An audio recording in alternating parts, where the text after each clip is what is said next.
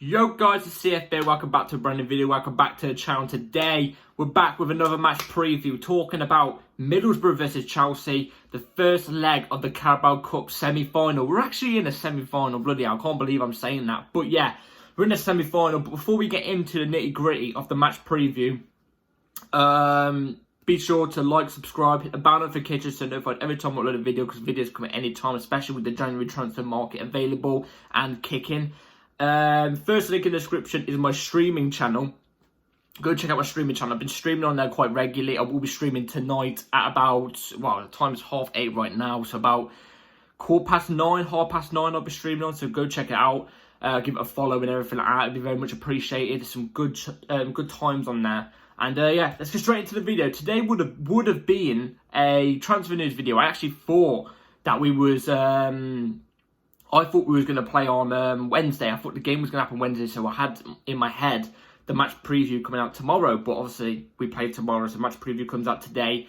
Transfer news video, we've got a lot to talk about when I next release it. It won't be tomorrow, it'll be the day after tomorrow. So there's a lot of big things to check out on that, so be ready on that as well.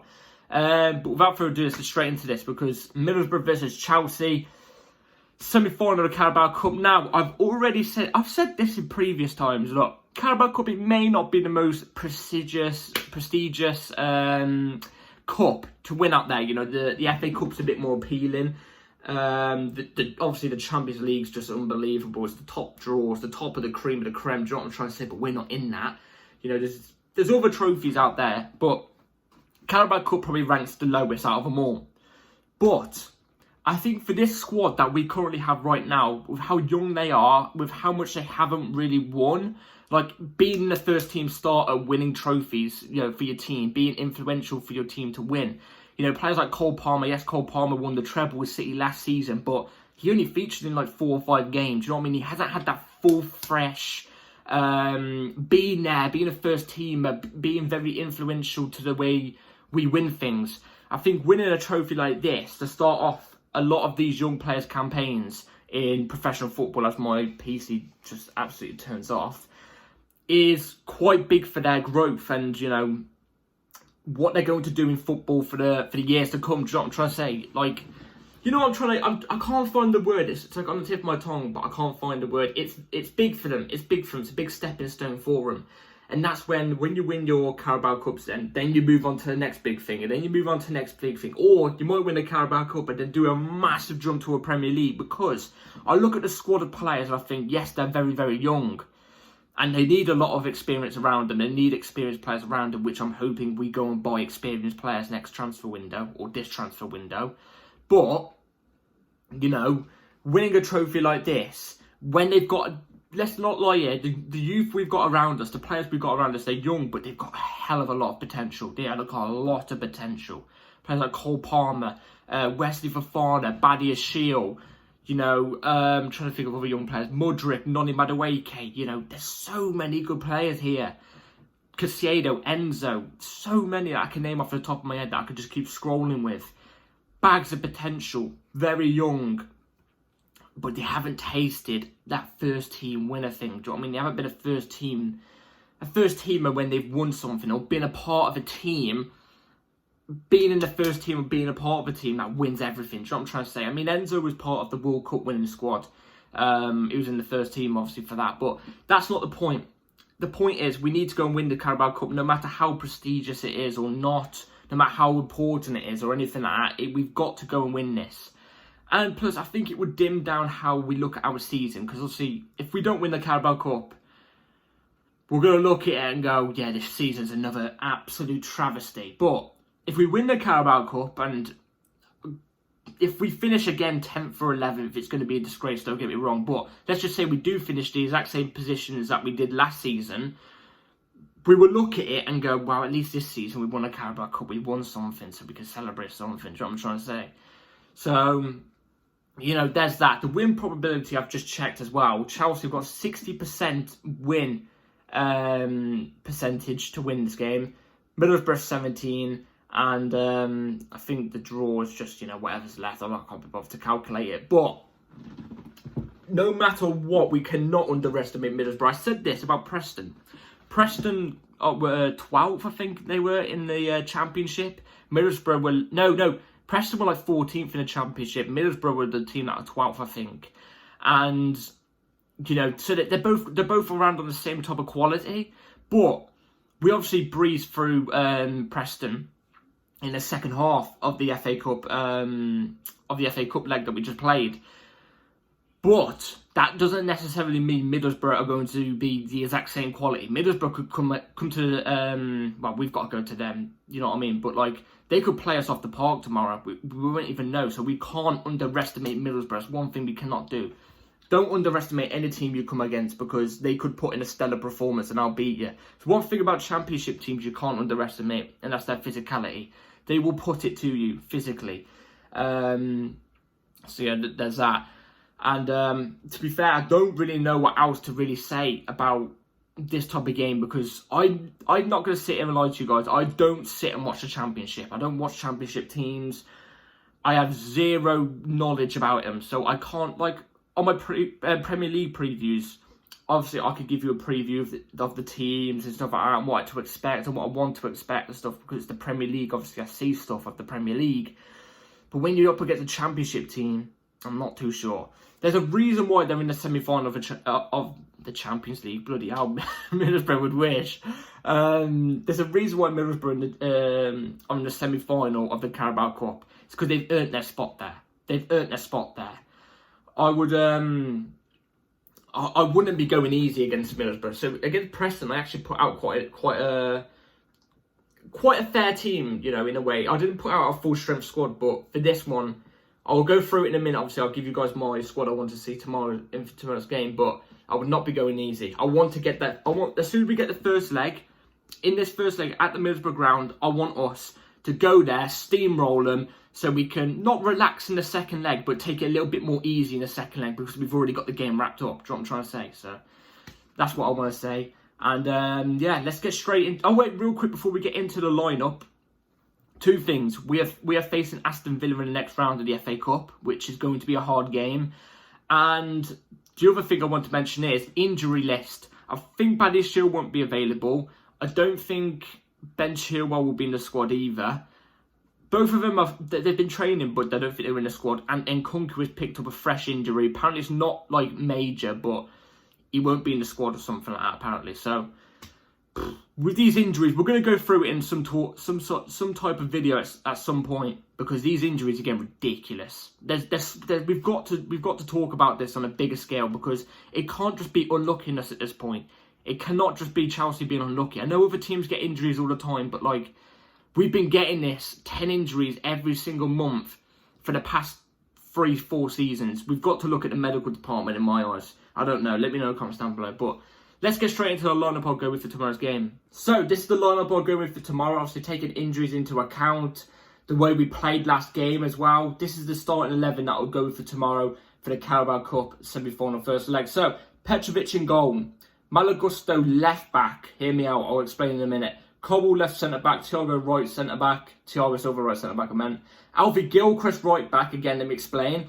Enzo Fernandez Caicedo double pivot, Mudryk off the left wing, Palmer in that cam position, Madueke off the right, and Broja as the ST. Now, let me explain. You might be looking at this team and going, what the flip is that for a semi-final team?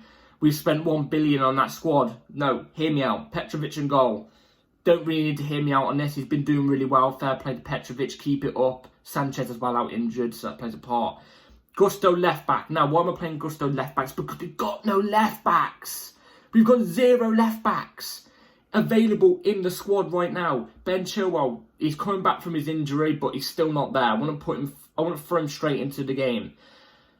But he might be on the bench, I'm not too sure. I don't think he will be though. Cucurella out injured as well. Gusto, he's played left back on a couple of occasions and he still looks solid there. Obviously he's way better on the right back, but still looks really solid at left back. And I'll be playing him there, especially against a Middlesbrough team.